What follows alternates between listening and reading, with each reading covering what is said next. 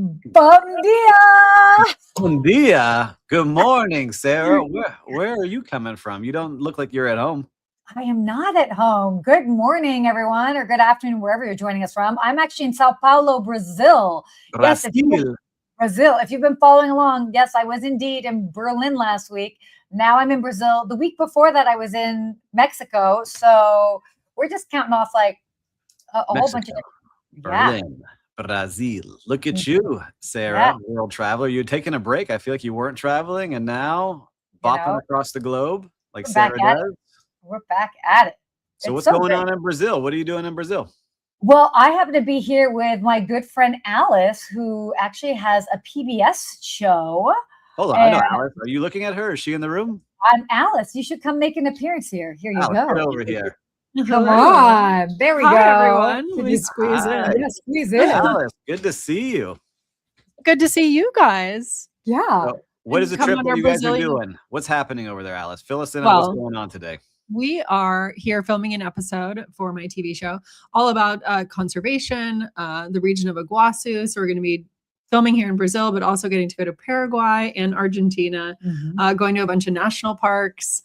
And today we interviewed one of the guys from Ankara Safari, who's actually helping reestablish the population of jaguars here. Yeah. Oh my gosh. So, did you see any jaguars or you just interviewed them? Not yet, but hopefully this week. Hopefully this week. Exactly. So talk about being out here in the field, in the real deal. So if Alice, somebody wants to follow along or connect with you, what's the best way they do that? Where are they following along? Yeah, they can go to YouTube and look me up, Alice Ford, or they can find me on PBS on the app or on a lot of the local stations. My show is called Alice's Adventures on Earth. So cool. I got to get some merch now, Alice. I got to start prepping. All right, back to your show. Yay!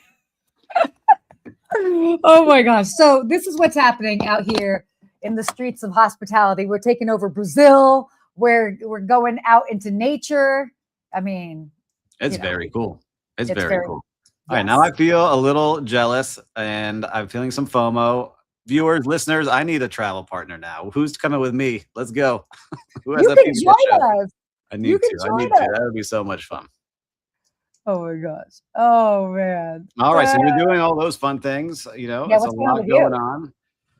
Listen, I'm here building Bahia. Our tropical landscape resort is in full swing now. We signed demolition papers, knocking down all the structures, signing all these deals for all the things to get built now, and doing the little fun things, which I love, by the way. If you're a vendor, I'm looking for really unique things that are sustainable, compostable, has a sustainability story. Let me know. I'm getting so many cool products to test out and try out. We really want to make this a really special place. And it comes down to working with the great vendors that are passionate about stuff. So always love it. Always love seeing all you out there. So that's what I've been focusing on. I love it. Well, look, it's coming together and it's like, we all know it doesn't happen overnight. It's definitely, but it's so cool. It's so cool. Did it like brick by brick type thing, you know? Brick by brick. I think we found something cool. I posted today about a yoga mat. So watch it after. I know you do some yoga and Pilates and other things. Let me know if you like this mat. Okay. It's a big deal. It's going to be one of the things in the room that we sell as well. So every little thing we want to make sure is thought of. And I think this is a great, it's all about the details and you're getting to make those choices and those decisions with the details. So I love that. Yeah, it's a lot of fun. So I'll start traveling again, a couple of more weeks. I'll be out on a cruise and then going to Moab, Utah and a wedding in Savannah, Georgia. So a lot of different places coming up in the next 4 weeks. Okay, this is good. Well, I will be in Miami next month. So we'll have to make sure we'll have to get the gang back together. Let's do it. Yes. Well, I don't know. Should we hop into some topics? I'm sure you guys want to hear the news, what's going on in the world. Yeah, let's do it. Yeah. So this is interesting. Hilton has launched an AI travel planner. They've launched an AI-powered trip planner designed to help travelers discover destinations and plan their stays.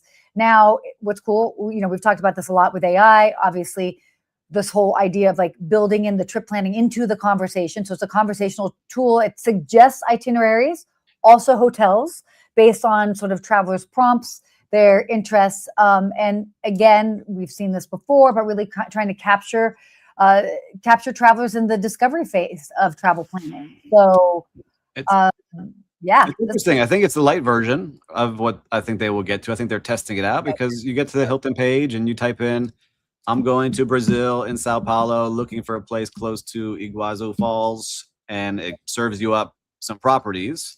Yeah. But it's not booking it for you yet. And it's getting hard to filter through, like, all right, how can I use my points best? How can I personalize this a little bit more? Just in the early tests of playing with it is where I think it needs some more work that way. Like, you have your profile, it reads your profile and serves up like, oh, you've been to these places. Here's what it would look like. That's where I think it's going to get to.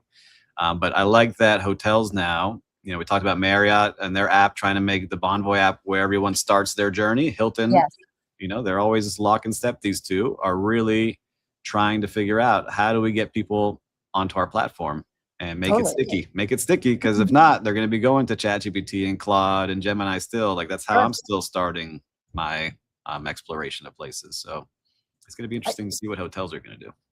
Just call me Miss Analog, because I just take a globe, spin it and go. And then they're like, oh, that's where we're going. Okay, perfect. Well, it sounds like your week has been like that.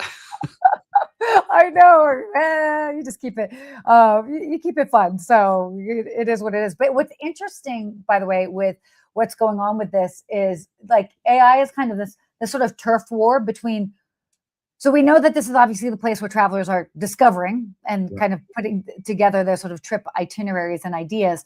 Now you've got the hotel brands that are like, okay, can we capture the direct bookings? But also the OTAs very much being like, can travelers then basically book through the OTAs? So it's like a new space to play in. There's also talks that ChatGPT will not basically become a new platform to book in, but so it's trying to stay neutral, but it's going to be challenging. No, it's going to be interesting to see where hotels go. You're going to have it. And every hotel will have it at some point. It's going to be, how do you use it best? I think it has to go back to your profile. What do you like? What do you like best? Those are the ones that are really going to do a good job. And I know they're thinking of that in these hotels. But let's see where they continue to go. AI is taking over the world little by little. I know we have 2 stories on it today, and I think they kind of tie to each other. Yeah, absolutely. Making sure, by the way, let me know if my audio sounds funny. I'm kind of roughing it. You're fine. You're traveling. All right. We'll enhance it after. All right. Well, famous last words. Well, let's go ahead and get on here to our next topic. This is interesting. So hotel AI investments are set to deliver earnings. Earnings payoff this year. So it's interesting. So analysts basically for 2026 say that this might be the first year that hotel AI investments are actually translating into measurable earnings improvements. This is big because, everything's been projected up until this point, and now it's not. Now we've got numbers. They're experimenting, right? They were experimenting 2024, 2025 when we started talking about this, all these hotel groups. And now they're starting to see, all right, these are the tools that worked. Let's start to implement these things. And you're seeing it really take effect. Wyndham said that they've increased their reservations significantly because they have AI agents taking reservations where maybe that phone call would have got missed. It wouldn't have been answered. Now they have people answering those things. You have the sales teams, the group sales teams at, I think it was, which major brand it was, but have increased 20% their productivity using AI because they're now able to reach out and personalize proposals, get back to people faster in these big group settings. And so now you got group business that's starting to increase at these places, and you're making people way more, you're giving them more tools to be able to do things faster. So they're just becoming way more efficient in doing their jobs. But we are also starting to see some people getting laid off as well using these tools. So the payoff is now labor costs are going down. You're bringing in more money because you have people that are way more efficient. So it's interesting to see how this continues through the rest of the year, but it's starting to pay off all the investments they're doing. Oh, definitely. Well, I mean, I think if anything, it's going to be very clear what's working, what isn't, and it will businesses will be making direct decisions based off of this. I mean, they actually now have the numbers to back it up. Yeah, I just did an interview with the CEO of a tech company, and he was saying they're going all in on AI agents. So AI agents for the front of the house, back of the house, for revenue management. And one of the tools that I didn't even think about was in the world of hotels is that you have ads popping up that look like you're a hotel. So it may say like, the Fontainebleau Miami Beach, but it's really not the Fontainebleau Miami Beach. It's an ad for someone that has an OTA and they're trying to get that booking on there. And so these AI agents are going in, scanning that all day and reporting it to Google saying these ads are illegal. And so that's one way that they're doing it. So they're getting more direct bookings that way. So it's just things that you couldn't do as a human, scanning every single ad all day, every day. It's just interesting to see how this starts to take effect. But all these investments are paying off. Well, it's nice. Yeah. And again, it's going to continue to sort of skyrocket from here. I mean, obviously I was just at ITB last week. Oh, yeah.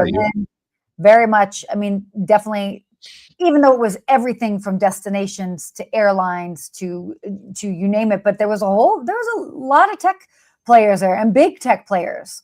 So it's the landscape is changing very, very rapidly. And then again, just with more of these numbers, I think it's just going to kind of like everything's going to just increase exponentially.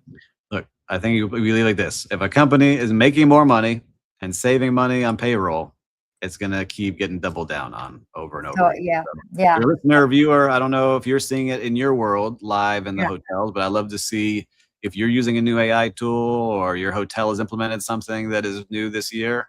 Let us know here in the comments. We'd love to hear what you're seeing out there. Yeah, definitely let us know. All right, let's talk about this next one here. This is going to affect a lot of people. Oil prices. Oh, so fun. Everybody loves to talk about oil. Oil prices, basically they're rising, and that as a default, or basically will ultimately, it's going to increase airfare. So it's interesting because they did a study, and if it continues, it's basically now over $100 a barrel, I think is what it was saying yesterday. Let's see what it is today. Yeah, exactly. And that could add about $24 billion in jet fuel costs for U.S. airlines. So how does that translate to travelers? Well, airfares are going to go up about 10%. Now, what's interesting is that's the price today is not the price tomorrow. So the price today, like think about what is it going to be in November? People are generally not buying fares today to fly today. They're buying tickets today to fly in June, August, November. So there's a lot going on. I'm just looking here live on CNBC. So as we are doing live, this is called journalism we're doing here, listeners. Viewers. Live journalism. The IEA, the International Energy Agency, just agreed this morning to release 400 million barrels of oil to address the supply distribution triggered by the Iran war. So they're really seeing, all right, we got prices going way up, way more expensive to travel right now. If you're in business, that affects everything in hospitality. You have all the trucks delivering supplies, food, even people getting to work is getting more expensive. It's just a lot of things that go into this that affect not only our industry, but the global economy. And so it's going to be interesting to see if we can get these prices back down. Because I know just for myself, to fill up my truck was way higher today when I had to go do it this morning versus 2 weeks ago. And so I can only imagine it for everybody else. And I have one truck. Imagine all the airlines, all the people that are doing this every day. I laugh, but it's true. The ultra wealthy feel it too. And their yachts, usually it costs $200,000 to fill up a yacht. I'm sure today it's $300,000 to $400,000, depending on the size. So for everybody, everyone's feeling that. So let's see how the government reacts to it. It looks like they realize that they're releasing more oil, and hoping that really helps, because stock market took a hit yesterday, and hopefully this is a short-term hit and we can get this under control. I'm just ready for some good news, huh? I know. I started following some good news pages on Instagram to really cleanse my feed here. And so there are some good news out there. No, that's good. I actually changed up my social media because on Instagram, you can actually filter out and be like, I don't want to see news on XYZ topics. And I just did that. I mean, I will obviously get the news in other ways. I can still stay on top of things, but I don't necessarily need it in my feed. Every single day, yes. No, but I mean, it's just crazy. It's getting hard out here. Yeah, it's hard on the streets. But for people watching live, I see a lot of you here live. How is it for you? Are you seeing it at your gas stations? I'm curious to see what you're seeing, because most of you all work in hospitality too. And it really does affect a lot of the people that are the housekeepers and the stewards. Sure. And, The servers and the bartender, even the manager, everybody is affected. How much is it for you in Miami? When I looked this morning, premium was at $4.50 a gallon. Oh my God. Coming from California, so Los Angeles, and those were glory days when it was that much. You're in the 5 and 6s. What are you at now? 8. Whoa. Yeah. Yeah. That's a big one. Yeah. It's like it's living in another country. It's crazy. So that's why you went to your Tesla. That's why yeah, that's definitely why. So good. All right. Get oil under control, government. Let's do this. Yeah, let's talk about more exciting things, huh? Speaking of the government just doing great things, the shutdown triggers TSA staffing shortages. Now, this is interesting because, you've got a lot of people saying long airport lines that whatever. You've been following me. I have not been at home. I've been out there in airports. But I have to say, so yes, I saw the TSA lines long. TSA PreCheck is still working. Global entry is not. The times that I've come in on global entry, both from Mexico as well as from Europe, took not even 2 minutes to get through. I used the mobile passport control app. I will use that coming back from here as well. But that's been pretty streamlined. I mean, people talking about long lines. Yes, there's long lines, but also, and I highly, suggest that people do this especially if you're traveling a lot. I travel with Delta, so I have a thing called touchless. So I have TSA PreCheck, but I also have touchless, and there's like 3 people on that line. So there might even be a huge line for TSA PreCheck, and I can just walk straight to the line of touchless.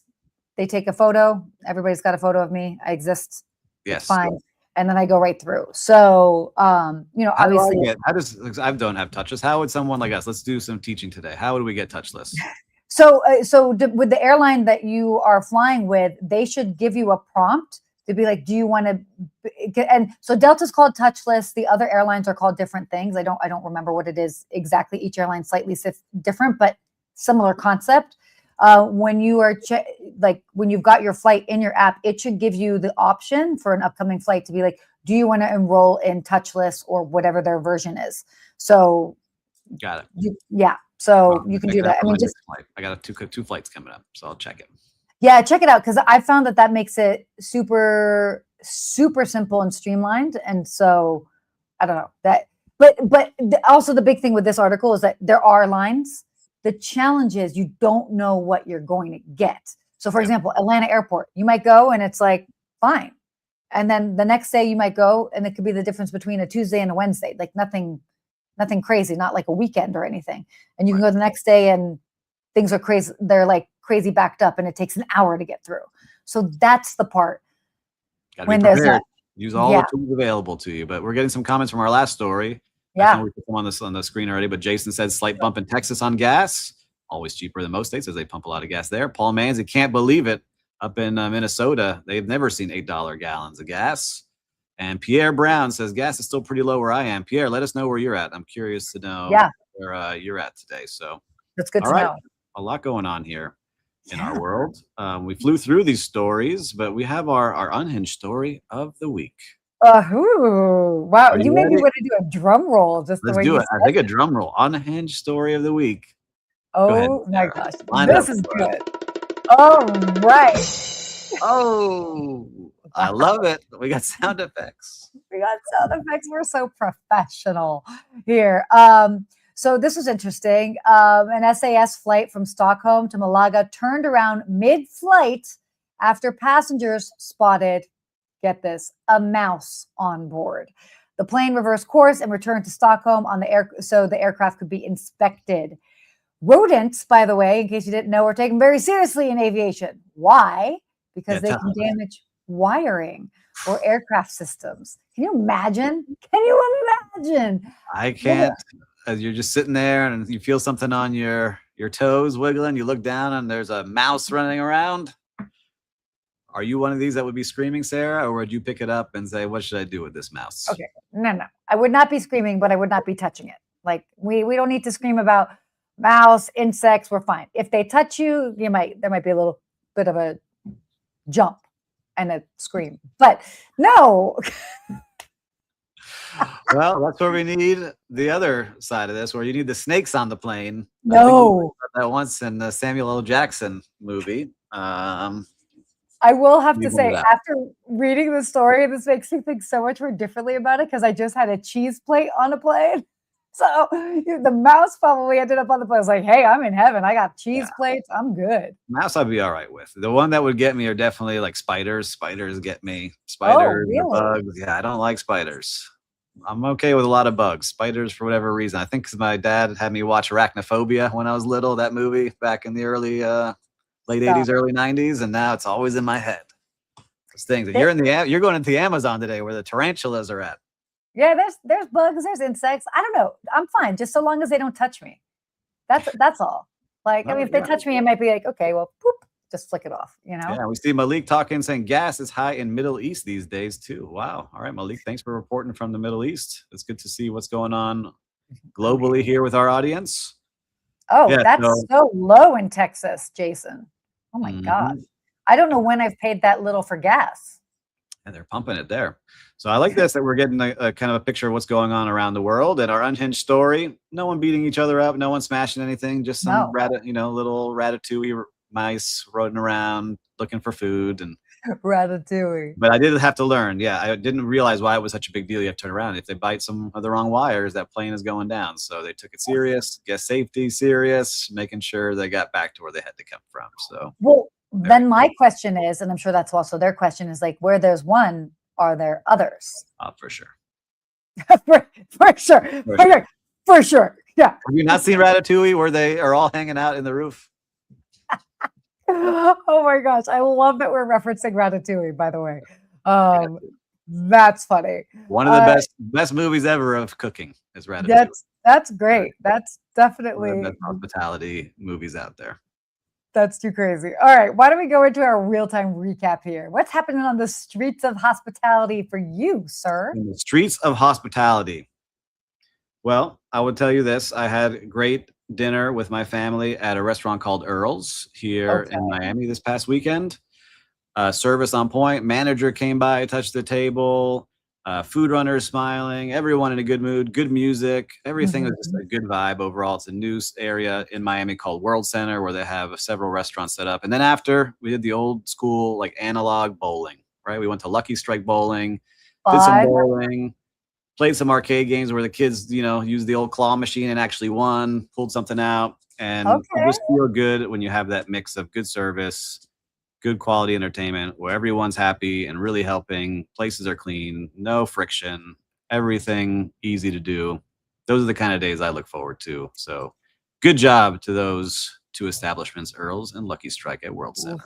Like the good old days. Like the good old days. Go get a meal, go get some bowling, have some good old analog fun. I love it. I love it. So I have to do a shout out to the team here at the Intercontinental Sao Paulo. This has been just a reminder just over the past couple of weeks and every time I just travel. So I walk in and, we kind of book this on the fly for a lot of different reasons. We're normally a little bit more planned out ahead of time, but we were booking on the fly. Walk in and I actually know the concierge here and she was fantastic. We arrived super early. They switched some things around. They got us a room.